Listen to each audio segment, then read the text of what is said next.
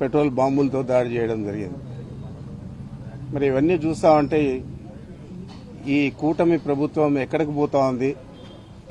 వీళ్ళని చేసి నిజంగా రాజకీయాల్లో మళ్ళా తిరిగి మనుగడ సాగించాలని ఆలోచన చేస్తా ఉన్నారా లేదా? మరి రాష్ట్ర ప్రజలందరూ కూడా చూస్తూ ఉన్నారు. ఎట్టి పరిస్థితుల్లో ఇలాంటి సంఘటనలు మన రాష్ట్రంలో ఎప్పుడు కూడా జరగలేదు. కంబైన్డ్ స్టేట్లో కానీ లేదా రాష్ట్రం విడిపోయినాక కానీ మనం చూస్తూ ఉన్నాము.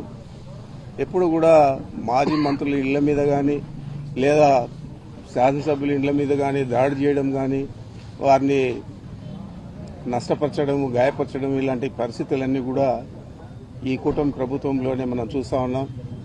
దాదాపు 78 నుంచి రాజకీయాల్లో ఉన్నాను. ఎప్పుడు కూడా ఇలాంటి పరిస్థితి ఏ పార్టీ కూడా చేయలేదు. ఈరోజు కొత్తగా ఇవన్నీ చేస్తూ ఉన్నారు. మరి కాపులకంతా నేను అండగా ఉంటా అని చెప్పిన పవన్ కళ్యాణ్ ఏమైపోయాడు? మరి డిప్యూటీ ముఖ్యమంత్రిగా ఉన్నాడు.